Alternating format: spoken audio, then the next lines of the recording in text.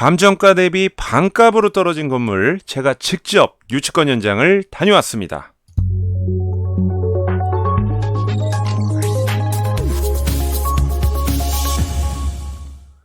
안녕하세요. 오늘의 경매 이하성입니다. 이번 시간에는 많은 분들이 관심은 있지만 쉽게 입찰하지 못하는 그러한 물건입니다. 현재 감정가 대비 반값까지 떨어져 있는데요. 유치권이 걸려 있습니다. 현장에서 찍은 사진과 낙찰로 어떻게 활용하는 것이 좋은가에 대한 해답도 말씀드릴게요. 영상 끝까지 감상하시고요. 잠시 후에 찾아뵙도록 할게요.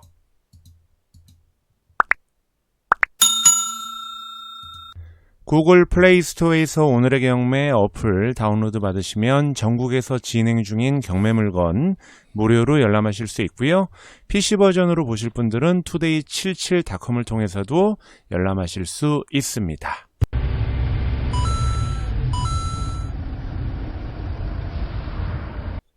왼쪽 상단 사건 번호 보시죠. 2018-2957호입니다. 그간의 경매 진행됐다가 취하되고 각하됐는데 뺏기기 힘든 물건이었던 걸로 같습니다. 인천지방법원에서 7월 12일 날 경매 진행될 예정이었으나 현재 변경입니다. 제 개인적으로는 경매 진행될 것 같습니다. 집중하시고 임장 가시길 바라겠습니다. 소재지는 인천광역시 부평구 부계동 405-2회 5필지고요. 주용도는 근린시설입니다. 주택법은 전혀 없고요. 토지 면적 상당히 넓습니다.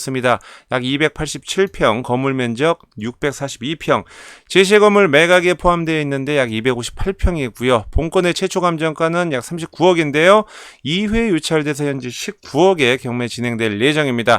경매 청구 금액 17억이고요. 나머지 권리관계 복잡하기 때문에 취하되긴 힘들어 보입니다. 자, 그러면 본건 위치 한번 보면서 말씀드릴게요. 1호선 부계역을 센터로 왼쪽에는 GTX 들어설 부평역과 오른쪽에 송내역이 있습니다. 자, 부계역을 직선거리로 해서 약 한 10분 정도 걸리고요. 슬슬 걸으면 2, 3분 걸립니다. 제가 직접 한번 걸어가 봤어요. 자, 여기서 이 본건까지 오는 위성사진 보시면 대부분 주택으로 이렇게 되어 있는데 좀 슬럼화 되어 있었습니다. 주위 보니까 현수막 붙어 있었는데 주택 재개발 반대파 이런 게 좀 있었습니다. 그런 분들 슬럼화 되어 있어서 제가 직접 봤을 땐 좀 개발이 되는 게 낫지 않을까라는 생각을 좀 했고요. 로드뷰 보면서 상세하게 한번 위치 한번 보도록 할게요. 자, 본건 자리 잡은 건너편 보시면요. 앞서 말씀드린 대로 이제 슬럼화된 좀 지역입니다. 자, 본건 앞에 이렇게 버스 정류장이 있고요. 이게 경매 물건 나온 겁니다. 지하부터 지상 5층으로 되어 있는데요. 본 건물은 유치권 행사 중입니다. 라고 쓰여져 있고 이렇게 바리케이트와 다 막혀 있습니다. 그리고 뒤편도 좀 궁금한데요. 제가 일부러 이거 임장할 때 차를 가져가지 않고 대중교통을 이용했는데 이 버스 정류장에서 송내역까지 상당히 가까웠습니다. 참고하시면 좋을 것 같고요. 자, 계속적으로 이 본건 경매 물건 스펙을 말씀드릴게요.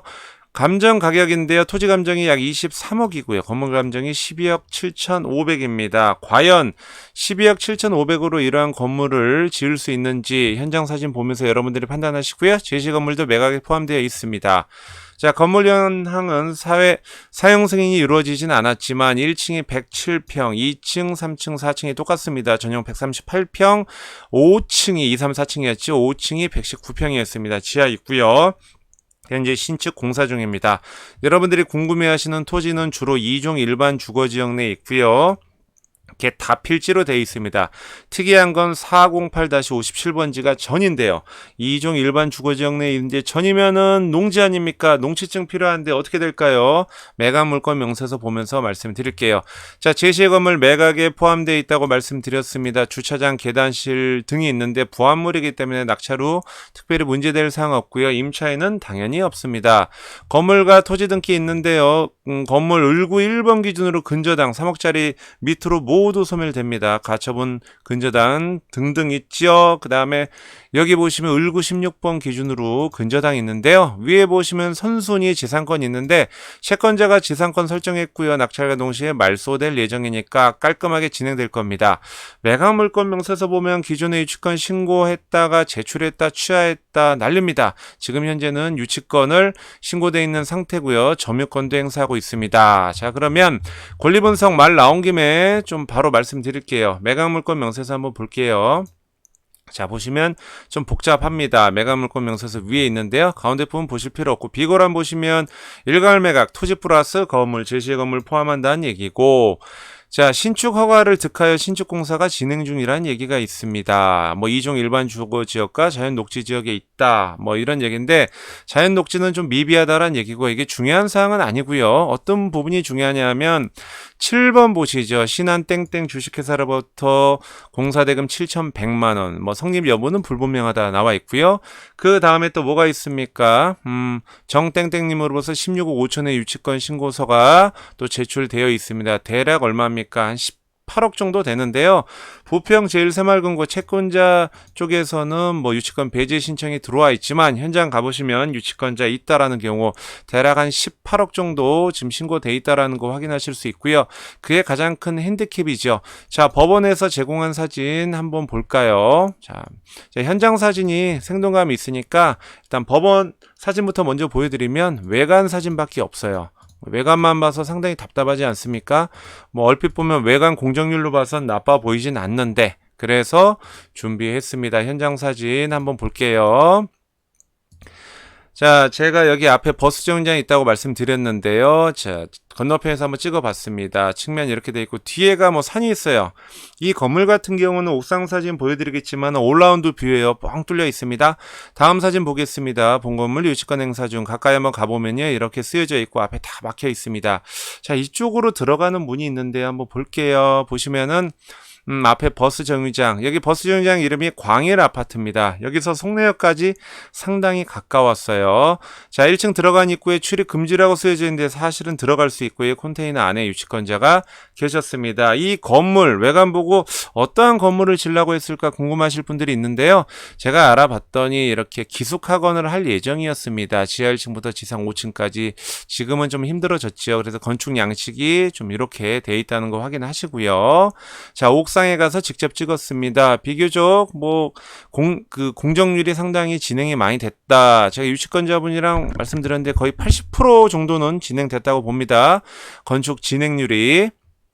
자, 밑에 층 대표적인 층입니다. 밑에도 뭐 뼈대와 내장재 거의 다 됐고요. 내장재 보면 이제 디테일하게 들어오면 될 것 같습니다. 자, 여기 또 다른 층이고요.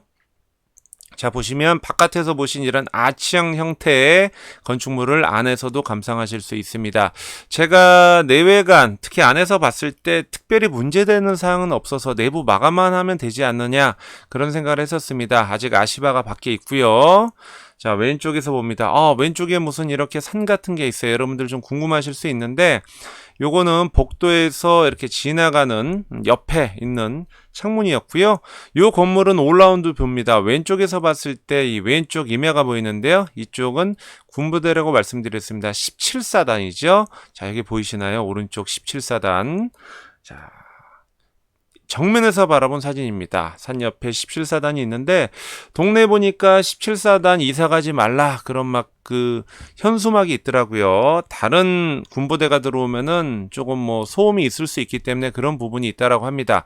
자, 요거 밑에서 아래에서 이제 본 사진인데 상당히 초록초록합니다. 여러 가지 뷰 포인트를 감상하고 계시고요. 이건 좌측에서 본 겁니다. 아까 아예 좌측이었고 이건 측면에서 본 거고요. 요 사진은 이 정남향 기준으로 본 뷰입니다. 그래서 올라운드 뷰다 이렇게 보실 수 있고요.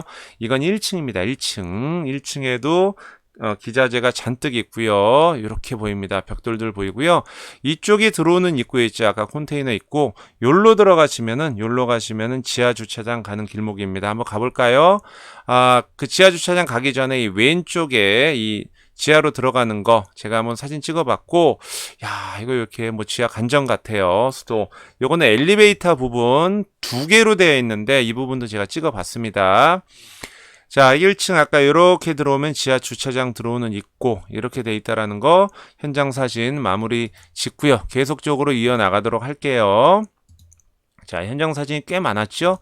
여러분들 궁금해하실 것 같아서 준비해 봤습니다. 만족하시나요? 자, 그리고요, 뭐 권리 분석은 특별히 말씀드렸고요. 자, 보시면 이제 제가 총평을 하고 마무리해 드리도록 할게요. 자, 본건은 287평인데요. 앞선 사진 보시면은 건물이 과연 12억 7,500에 그러한 지하부터 지상 5층까지 건축 행위를 할 수 있을까요?